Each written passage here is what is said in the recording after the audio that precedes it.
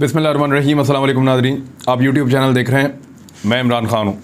Saudi अरब से वक्तन फ़वक्तन गाहे बगाहे ख़बरें आती हैं, वो हम आप तक शेयर करते रहते हैं। अभी सऊदी अरब में एक डांस हुआ है जिसको सांबा डांस कहते हैं। ये जो रक़्स है ये ब्राज़ील में होता है। इसमें ख़वातीन बहुत बड़े बड़े पर जो हैं वो अपने जिस्म के पिछले हिस्से पे सर के ऊपर बांधती हैं। कुछ इस तरह की वो टोपियाँ पहनते हैं और फिर बहुत बड़े बड़े पर होते हैं। और अभी तो बहुत जिद्दत उसके अंदर वो ले आए, बहुत सारा उन्होंने फ़ैशन उसमें इन्वॉल्व कर दिया है। ये ब्राज़ील में डांस होता है। इंतहाई मुख्तसर कपड़ों में ब्राज़ील की ख़वातीन ये डांस करती हैं, ये रक़्स करती हैं और ये उनका रवायती रक़्स है। अब पूरी दुनिया में जहाँ जहाँ लोग सयाह हैं वो जानते हैं कि ब्राज़ील में ये रक़्स कैसे होता है और ये उनके कल्चर का कितना पुराना हिस्सा है, किस तरह की वो आवाज़ें निकालते हैं। वो एक जश्न मनाते हैं और ज़्यादातर वहाँ का जो परिंदा है उसको रियो कहते हैं। ये ख़ास किस्म का बर्ड है और इसके ऊपर मैंने फ़िल्म भी देखी है, कार्टून फ़िल्म भी देखी है रियो के ऊपर। तो ये उसके परों से अपने आप को सजा कर और फिर रक़्स करती हैं ज़्यादातर ख़वातीन परिंदों के परों को। अब ये रक़्स जो है वो सऊदी अरब में हुआ है। एक तकरीब हो रही थी सऊदी अरब में और उस तकरीब में ये वाला रक़्स रिपोर्ट हुआ है और इसकी कुछ तस्वीरें और वीडियोज़ मंज़र आम पे आई हैं, जिसके बाद सऊदी अरब में रोला पड़ गया है। यानी जो ख़बर है वो मैं आपको बता देता हूँ और ये कई अखबारात में बहुत सारी जगहों पे छपी है। सऊदी अरब की गलियों में गैर मुल्की ख़वातीन थीं, उन्होंने सांबा डांस की वीडियो की और वो वायरल हो गई। यहाँ पे एक रवायती फ़ेस्टिवल हो रहा था। सऊदी अरब का एक सूबा है जाज़ान। ये मक्का मुकरमा से लगभग 689 किलोमीटर दूर है मक्का मुकरमा से। यानी आपको 5.5 घंटे लगते हैं यहाँ पहुँचने में। और सऊदी अरब का सूबा जाज़ान है। अब वहाँ पे गैर मुल्की मर्द और ख़वातीन की मुख्तसर लिबास में ब्राज़ील के रवायती रक़्स सांबा की वीडियो वायरल होने के बाद अब तहकीकात का आगाज़ कर दिया गया है। सऊदी अरब के सूबा जाज़ान में जारी जाज़ान फेस्टिवल 2022 के दौरान बनाई गई एक डांस वीडियो सोशल मीडिया पे आने के बाद लोगों ने सख्त नागवारी का इजहार किया है। सऊदी अरब के अंदर से लोग बहुत गुस्से वाले सोशल मीडिया पे पैगामात डाल रहे हैं। सोशल मीडिया पर वायरल होने वाली वीडियो में मर्दों ख़वातीन रवायती ब्राज़ीली डांस सांबा करते हुए नज़र आ रहे हैं। ख़वातीन नीम उरिया लिबास में दिखाई देती हैं, ताहम उन्होंने जो रवायती जो डांस वो वहाँ करते हैं अपना ब्राज़ील में, उसकी निस्बत उनके कपड़े कुछ कदरे बेहतर थे। यानी था तो वो उरिया डांस था, उरियानी तो थी उसके अंदर, लेकिन जिस तरह वो ब्राज़ील में करते हैं वैसे नहीं। लेकिन फिर भी जो है उनके कपड़े इस तरह के थे कि उसमें वो काबिल एतराज़ है सऊदी अरब के कल्चर के हवाले से। अगर आप देखें तो वीडियो वायरल होने के बाद सऊदी अरब के मकामी लोगों ने इंतज़ामिया पर सख्त तनकीद की है। जाज़ान की गलियों में गैर मुल्की अफराद के नीम उरिया लिबास के रक़्स को मजहबी और समाजी रवायात के ख़िलाफ़ करार दिया जा रहा है सऊदी अरब में। और जाज़ान के जो गवर्नर और इंतज़ामिया ने एतराफ़ किया है कि जो वीडियो है ये जाज़ान फेस्टिवल 2022 की ही है। यानी उन्होंने ये नहीं कहा कि ये वीडियो कहीं और से ला के डाल दी गई है। उन्होंने कहा बिल्कुल हमारी गलियां हैं, हमारा शहर है, हमारा ही फेस्टिवल है जिसके अंदर ये लोग इस तरह शरीक हुए हैं और दुनिया के मुख्तलिफ़ मुल्कों से लोग आते हैं इस फेस्टिवल में।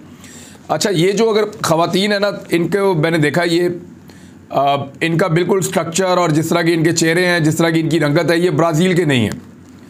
ये जो लोग रक़्स कर रही थी ख़वातीन, उन्होंने जाज़ान के अंदर ब्राज़ीली डांस तो किया है सांबा, लेकिन ये वज़ाक़ता से ये लोग जो थे जो इस रक़्स को कर रहे थे और इसके अंदर इन्वॉल्व थे, ये ब्राज़ील के रहने वाले नहीं लग रहे थे। ना इनकी रंगत और ना इनके नैन नक्श जो हैं वो उससे मिलते हैं। ये यूरोपियन या इसराइली इस किस्म का उनका थोड़ा सा वज़ाक़ता थी। अब ये कहाँ के रहने वाले कौन लोग हैं और किस मकसद के तहत इन्होंने सऊदी अरब में इस तरह के कपड़े पहन के ये रक़्स किया है, ये सवाल एक मौजूद है और इसके ऊपर भी तहकीकात हो रही हैं।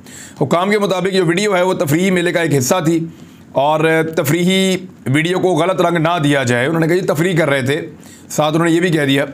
ताहम लोगों की जानिब से सख्त तनकीद के बाद पहले तो वो कह रहे थे कुछ नहीं होता, खैर है, लेकिन जब लोगों ने बहुत तनकीद की तो गवर्नर जाज़ान ने इस मामले की तहकीकात का हुक्म दे दिया है। अभी तक जो है वो बहुत सारी चीज़ें सऊदी अरब में खोली गई हैं, लेकिन जो सऊदी ख़वातीन हैं वो ताहाल इस तरह का लिबास नहीं पहनती जैसा लिबास यहाँ पे नज़र आ रहा है। एक और चीज़ है, ये सऊदी अरब में तफरीही सरगर्मियाँ जैसे जैसे बढ़ी हैं, जिनसी हरासानी के वाक़यात का ख़दशा भी बढ़ता जा रहा है और कुछ वाक़यात रिपोर्ट भी हुए हैं। इस पर BBC ने भी एक रिपोर्ट लिखी है और मुख्तलिफ लोग इस पर काम कर रहे हैं। मशरिक़ वस्ता के सबसे बड़े म्यूज़िक फेस्टिवल्स में से एक सऊदी अरब में हो रहा है। तकरीब के मुंतज़मीन ने रियाज़ के गिरदोनवा में होने वाले इस इवेंट के दौरान जिनसी और दूसरी तरह की हरासानी रोकने के लिए इजाफी इक़दाम का वादा कर लिया है। सऊदी अरब में बड़े पैमाने पर तफरीही एक्टिविटीज़ की जा रही हैं। याद रहे कि ये वही मुल्क है जहाँ पे मजहबी जो एक्टिविटीज़ हैं उनको बंद कर दिया गया था, सरगर्मियों को मजहबी, क्योंकि कोरोना वायरस फैलने के खदशात थे। लेकिन उसी मुल्क के अंदर बहुत बड़े पैमाने पर तफरीही सरगर्मियाँ इस वक्त जारी हैं। गैर मुल्की ख़वातीन की जानिब से ऐसी इतलात सामने आई हैं कि उन्हें यहाँ जिनसी हरासानी का सामना करना पड़ा है। कुछ ख़वातीन ने इसका शिकवा किया है और उन्होंने कहा कि इन वाक़यात के उनके पास शवाहिद भी मौजूद हैं। जिस किस्म की तकारीब हो रही हैं, अब इस तरह के मनाज़र गैर मामूली लगते हैं। ऐसा मुल्क जहाँ चंद साल कबल तक अवामी मकामात पर मौसीकी मुतनाज़ थी, यहाँ अब रात भर बुलंद आवाज़ में म्यूज़िक फेस्टिवल होता है और लोगों की बड़ी तादाद इसमें शरीक हो जाती है। MDL बेस्ट साउंड स्ट्रॉम नामी इस तकरीब में 4 रोज़ तक लाखों की तादाद में लोग दुनिया के मारूफ जो DJs हैं उनको देखने के लिए आए। यानी लाखों की तादाद में लोग शरीक हुए हैं सऊदी अरब में होने वाले म्यूज़िकल फेस्टिवल के अंदर। इस तकरीब में मर्द और ख़वातीन एक दूसरे के साथ घुल मिल सकते थे। माजी के सऊदी अरब में ऐसा सोचा भी नहीं जा सकता था। तो सऊदी अरब बहुत तेज़ी से तब्दील हो रहा है और ये याद रखें आप कि जो सऊदी अरब का ख़ित्ता है वो किस हवाले से मुसलमानों के लिए मुक़द्दस है। हिजाज़ मुक़द्दस वहाँ पे है और लोगों की बड़ी मजहबी वाबस्तगी है सऊदी अरब के साथ। और सऊदी अरब से जो मुसलमान मुल्क हैं या दुनिया भर के मुसलमान हैं वो किसी और तरह का रिएक्शन या किसी और तरह के एक्शंस की तवक्को करते हैं, लेकिन वहाँ चीज़ें बहुत तेज़ी से बदल रही हैं। कुछ समाजी कारकुनान का कहना है कि सऊदी अरब ने आने वाले परफॉर्मर्स ने जाबर हुकूमत की मदद की है ताकि उनकी साख बेहतर दिखाई दे। और इसके अलावा उन्होंने कहा कि ऐसी इतलात हैं कि रियाज़ और दीगर इलाकों में इन बड़ी तफरीही तकरीबात के दौरान ख़वातीन के साथ जिनसी हरासानी के बेशुमार वाक़यात भी सामने आए हैं। गुज़िश्ता बरसों के दौरान ऐसी वीडियो सामने आई है जिनमें मर्द ख़वातीन को छू रहे हैं या दूसरे तरीक़ों से हरास कर रहे हैं। अब ये सऊदी अरब के अंदर ये चीज़ें रूटीन बनती जा रही हैं, ये BBC रिपोर्ट कर रहा है। और उसकी वजह यह है कि जैसे जैसे आप फहाशी और यानी को आप बढ़ाते हैं किसी मुआशरे के अंदर या आप उसको जगह देते हैं तो फिर जिस तरह का वो मुआशरा होता है फिर वो उस तरह से रिएक्ट करता है। यानी अगर यूरोप में ये चीज़ें बढ़ रही हैं तो वहाँ पे हर चीज़ अवेलेबल है नौजवानों को, वो सब कुछ कर सकते हैं खुलकर। लेकिन सऊदी अरब में लोगों की ज़िंदगियाँ 2 तरह की हैं। एक तो वो जो उनकी मजहबी और बुनियाद परस्ताना ज़िंदगी है, जो इनकी रिलीजियस एक लाइफ है, और दूसरी तरफ उनको इस किस्म की जब एक्टिविटीज़ आप दिखाते हैं तो फिर उसका रिएक्शन होता है। ये वही बात है जो इमरान खान साहब ने पहले कही भी थी एक दिन और उसके ऊपर लोगों ने बड़ा वावेला किया था। कई सऊदी ख़वातीन ने BBC से रब्ता करके बताया कि ये इक़दाम नाकाफ़ी हैं जो हुकूमत कर रही है उनको बचाने के लिए। वो कह रही हैं जी कि आप हमारा नाम ना लें, लेकिन इसके बावजूद उन्होंने बताया कि उनको हरासा किया जा रहा है और लगातार किया जा रहा है। हुकूमती इक़दाम नाकाफ़ी हैं जो हो रहे हैं। एक्चुअली ये शहज़ादा मोहम्मद बिन सलमान का विजन 2030 है, यानी 2030 तक उन्होंने सऊदी अरब को बिल्कुल एक मुख्तलिफ मुल्क बनाना है और वो तब्दीली हो रही है। वो चाहते हैं कि उनका तेल के ऊपर इन्हिसार कम हो जाए। दूसरा जो मजहबी टूरिज़म है, या जिसको अंग्रेज़ तो ऐसे ही कहते हैं लेकिन एक्चुअली तो हम हज के लिए, उम्रा के लिए और ज़ियारतों के लिए सऊदी अरब जाते हैं, तो वो इन 2 चीज़ों से बहुत पैसा आता है सऊदी अरब को। एक हज, उम्रा और ज़ियारतों के लिए आने वाले मुसलमान ज़ायरीन जो वहाँ पहुँचते हैं और हाजी जब वहाँ पहुँचते हैं तो इस पर बहुत ज़्यादा वो पैसा कमाते हैं। और दूसरा तेल की जो दौलत है वो बहुत बड़ी है उनके पास, वो उसके ऊपर अपना इन्हिसार कम करना चाहते हैं, टूरिज़म लेकर आना चाहते हैं, फ़िल्म लेकर आना चाहते हैं, इन्वेस्टमेंट लेकर आना चाहते हैं और बहुत सारी ऐसी एक्टिविटीज़ करना चाहते हैं कि दुनिया वहाँ पे आकर पैसे खर्चे। और इसमें वो UAE जो है उसको फॉलो करेंगे क्योंकि UAE ने टूरिज़म के ज़रिए से बहुत पैसा बनाया है। सिर्फ 2019 में उन्होंने कुछ 38 से 39 अरब अमरीकी डॉलर्स कमाए हैं और सऊदी अरब के पास तो बहुत बड़े इलाके हैं और उसके बाद इन्वेस्टमेंट करने के लिए पैसा भी ज़्यादा है। तो ये अब एक तब्दीली बहुत बड़ी वो लेकर आ रहे हैं और लगातार उस तब्दीली के ऊपर काम कर रहे हैं।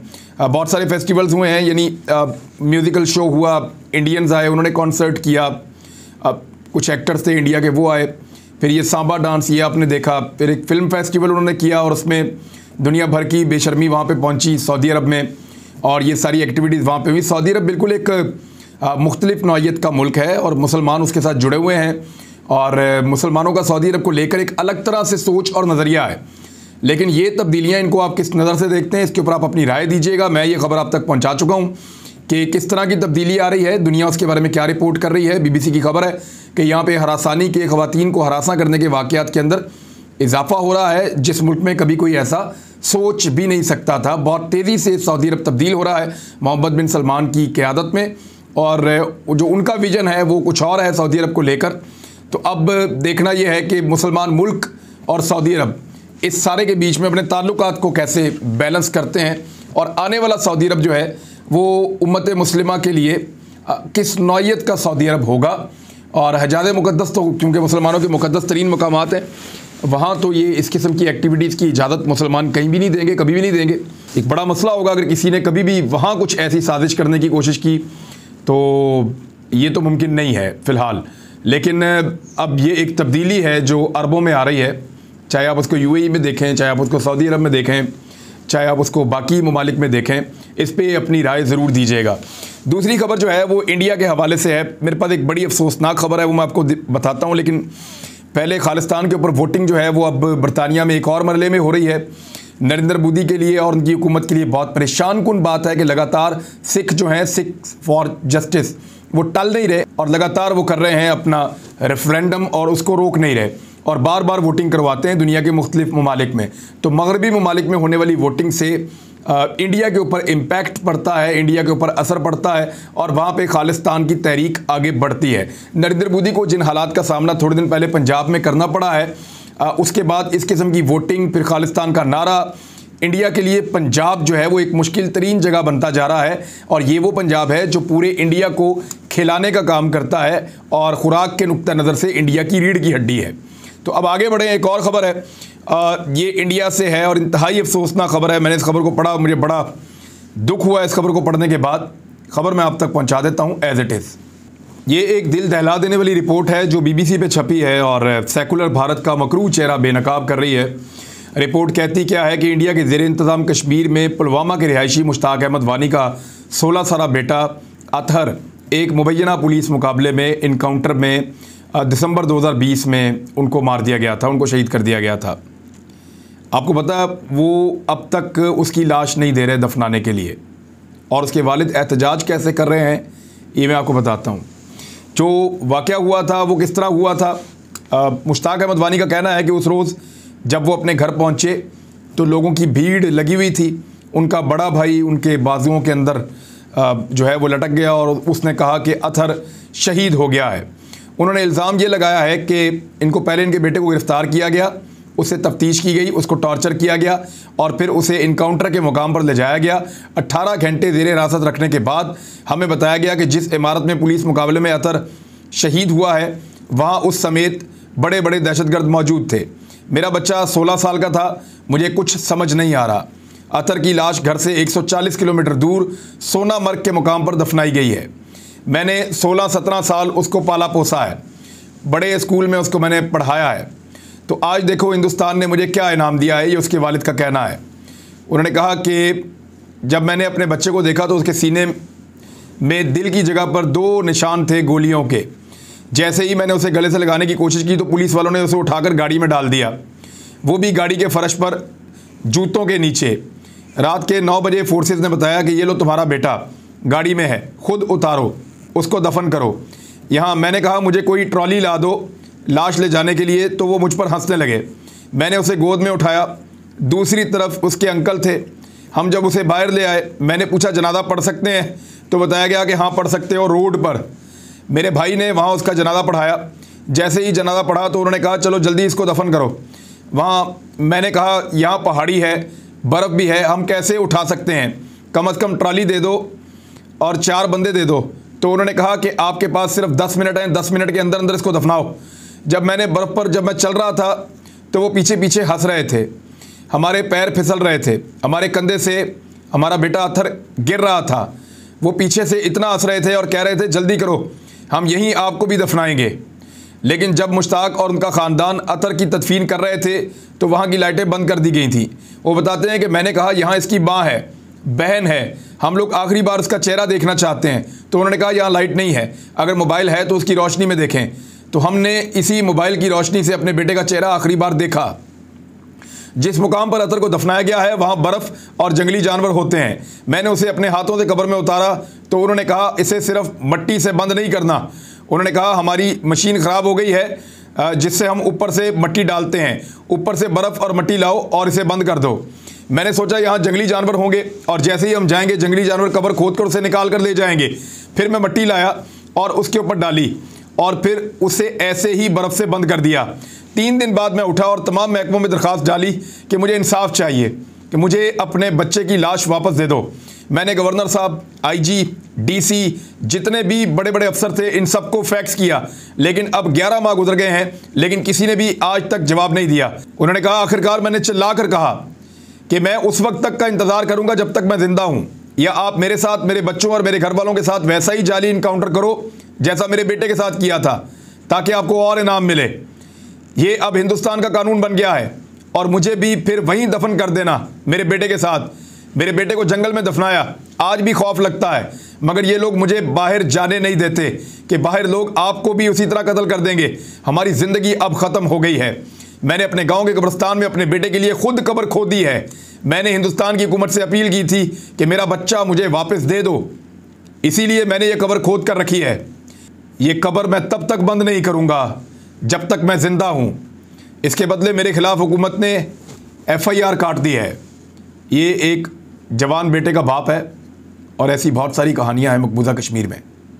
अब तक के लिए इतने, अपना ख्याल रखिएगा, अपने चैनल का भी। अल्लाह हाफ़िज़।